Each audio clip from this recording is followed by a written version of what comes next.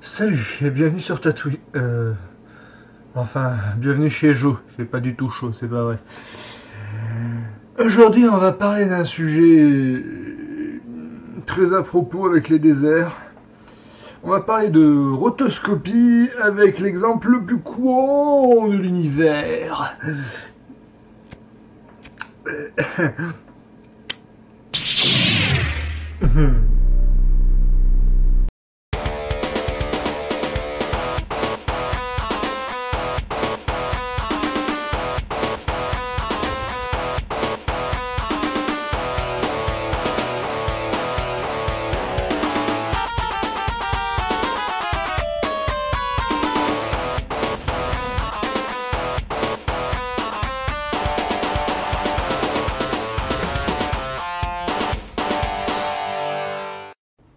Tout d'abord, voici pourquoi je ne veux pas utiliser un tracker.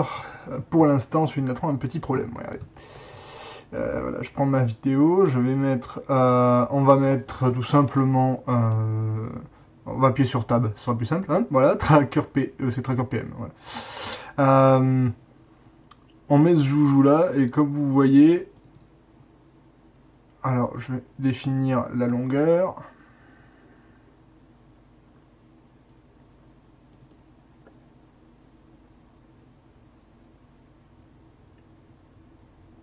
Enfin, on verra ça après.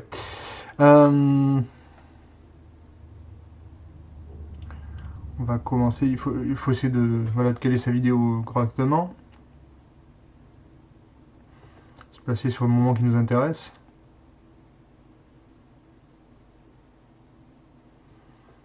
Là.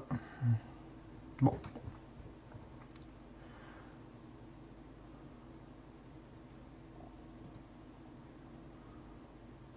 Maintenant, je place le tracker.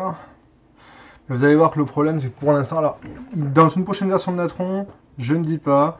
Là, je suis sur la 2.0.5, je dis pas de bêtises. Dans une prochaine version, on va avoir le tracker de Blender qui va arriver. Donc là, ça va sûrement beaucoup changer. Mais pour l'instant, vous voyez, le problème, c'est qu'il perd.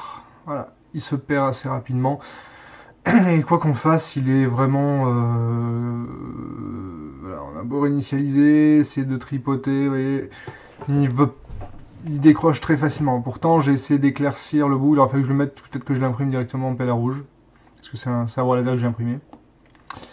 Je ne sais pas trop. Mais j'ai fait énormément d'essais et honnêtement, j'ai jamais résultat réellement concluant. Raison pour laquelle je préfère m'abstenir pour l'instant et faire ça à la bonne franquette, bidou. Comme ceci. Nous allons donc tracer la courbe du sabre. Pour ce faire, on prend donc un Rotopaint. Alors je ne sais plus dans quel menu c'est. Je fais Tab et je le demande. Hein. Donc le Rotopaint, donc je vais lui prendre une image en fond pour dessiner dessus. Tac, je mets en grand, vous sélectionnez la zone de l'image et vous faites espace, touche espace, d'accord. Ensuite, vous choisissez la courbe de Bézier, donc vous cliquez sur le courbe, vous gardez appuyé et vous choisissez Bézier. Ensuite, vous placez à l'endroit approprié.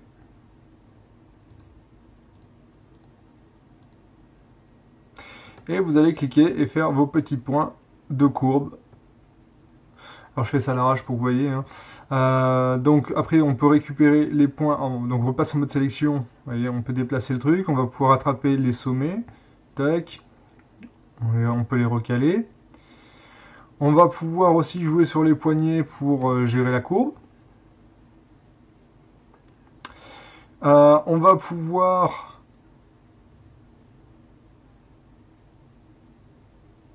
lui demander de faire d'adoucir, donc un smooth, adoucir, touche Z. Donc vous faites ça sur les bords, ça va vous permettre d'avoir des doubles poignées et de vraiment de gérer la forme exacte.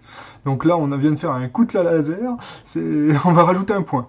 Voilà, donc vous gardez le doigt sur le petit bouton en forme de plume, vous gardez les clics dessus et vous pouvez choisir de rajouter des points. Donc voilà, je rajoute je rajoute le point, je l'ajuste. Donc après, c'est à chacun d'ajuster son truc comme il a envie. Vous pourrez le faire facilement. Par la suite, ce qui sera intéressant, donc on va commencer par le faire petit hein, au début. Vous commencez par le réduire, et à la suite vous déplacerez les points dans le temps, au fur et à mesure des images clés.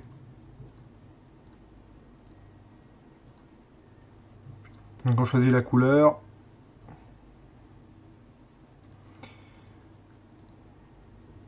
On peut mettre un blur dessus, mais vous voyez, si je le mets comme ça va brouiller toute l'image, ça va faire un flou global, donc c'est pas du tout ça qu'on veut nous. Donc il va falloir faire un merge, et dire que ce blur va s'appliquer uniquement sur la roto, sur la rotoscopie peinte. Donc, mais ça, bon, j'essaie de ranger à peu près. Oui, mais forcément, il n'y a qu'une seule image au monde. Pour le coup.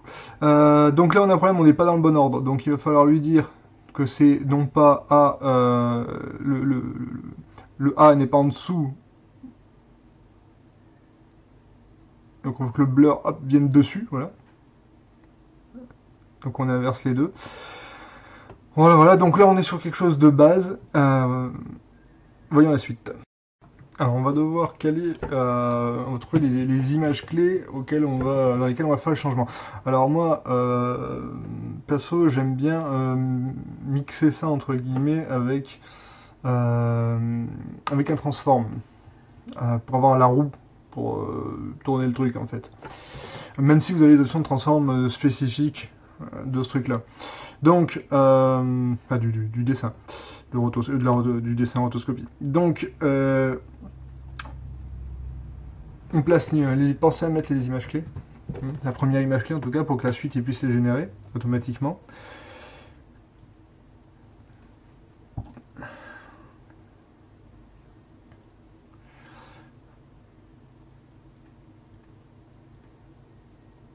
Attention, là vous voyez, j'ai affaire à un petit bug de cette version, donc il va falloir rechanger la couleur, voilà, pour pouvoir récupérer. Alors, on n'est pas obligé d'utiliser le transform à chaque fois, parce que sinon, vous voyez, c'est embêtant au niveau de la forme. Moi, ce que je suggérerais de faire, c'est vous déformer à chaque fois la courbe, à chaque position, mais par contre, pour ce qui est de la rotation en elle-même, vous le faites avec le transform, comme ça, il n'y a pas de problème, vous pouvez dessiner le sable, vous contenter de la rallonger, de le raccourcir, vous n'avez pas besoin de revoir complètement sa forme à chaque position quand ça tourne. Voilà, donc, vous voyez, alors hop, tuc. Alors vous pouvez également rajouter un merge et modifier, vous voyez, le blur va arriver différemment.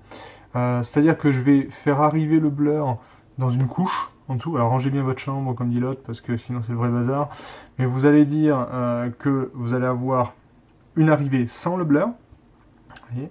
Donc on va transformer simplement, on va rentrer dans le merge, et on va re-rentrer par en dessous avec le blur pour faire un effet environnemental autour du sable qui lui est relativement net. Sachant qu'évidemment, vous pouvez gérer, attraper les poignées autour du sabre pour gérer son floutage autour. Vous allez voir ça après. Donc, vous voyez, hop.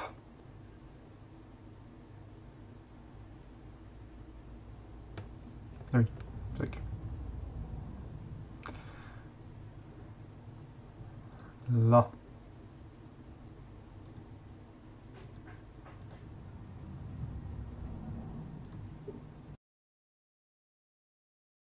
Pensez à placer un petit crop, vous voyez ce petit bouton, ça vous permet d'enlever, quand vous allez faire un blur, si vous voulez, vous allez faire un effet qui va laisser des petites particules partir sur les bords, et donc sortir du champ de la caméra, et faire calculer pour rien, en fin de compte.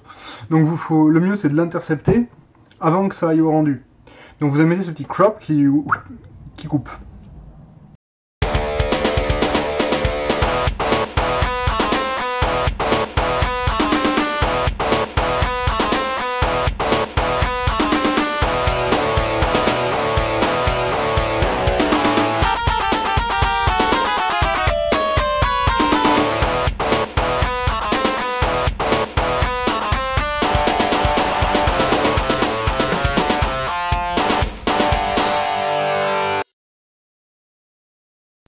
Voilà, encore une fois, bah, j'espère que ça vous a rendu service. Et puis, je vais mettre sur le Tipeee.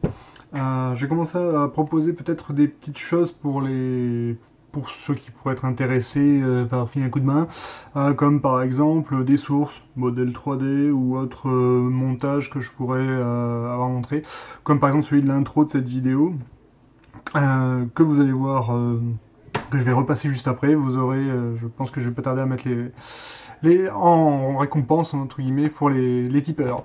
Voilà, à bientôt chez Jean.